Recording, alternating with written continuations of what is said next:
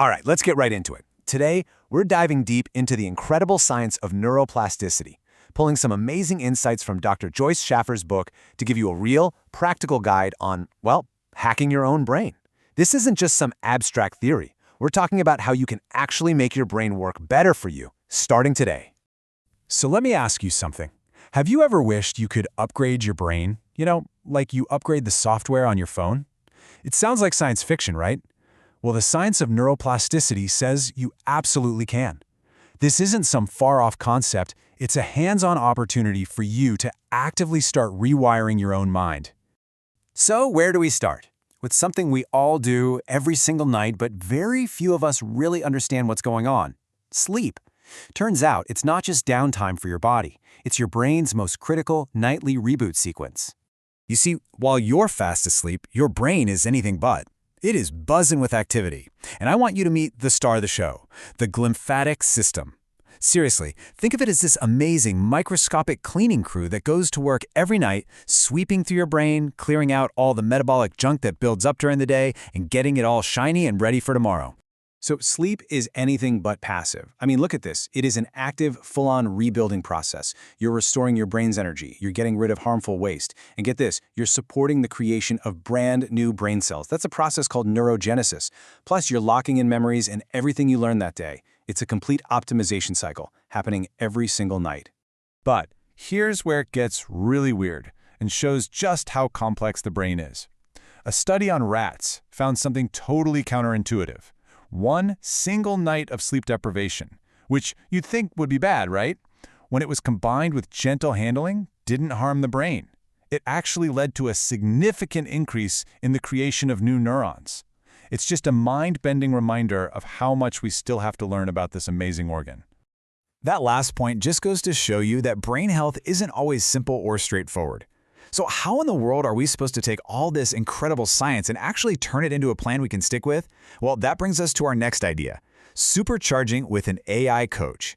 We're going to see how we can go from just knowing what our brain needs to actually managing how we give it those things. Because knowing's only half the battle, right?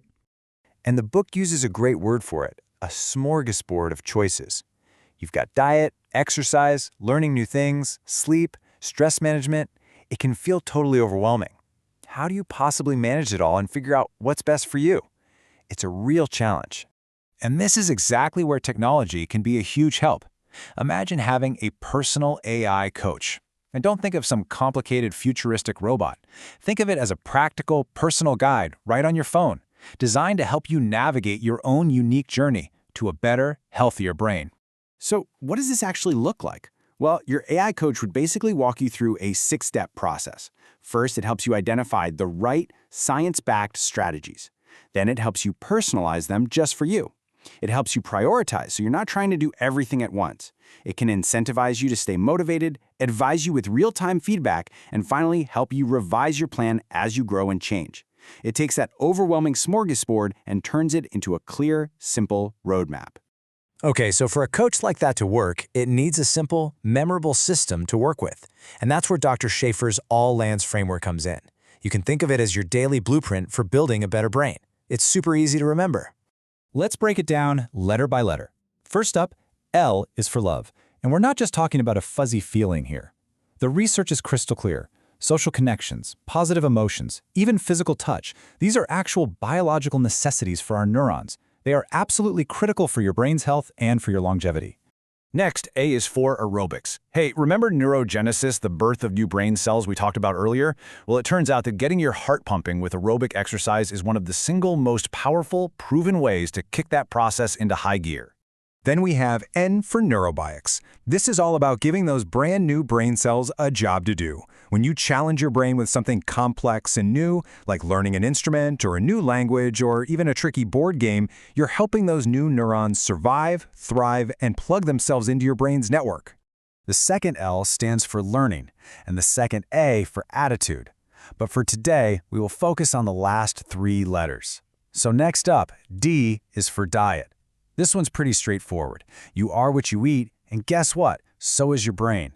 Feeding it the right foods and nutrients reduces inflammation and directly fuels its structure and function. And finally, S is for sleep, which brings us right back to where we started. Sleep is the foundation that holds everything else up. It's the non-negotiable daily habit that cleans, feeds, and rebuilds your brain, and it makes all your other efforts, the love, the aerobics, the neurobics, the diet, so much more effective.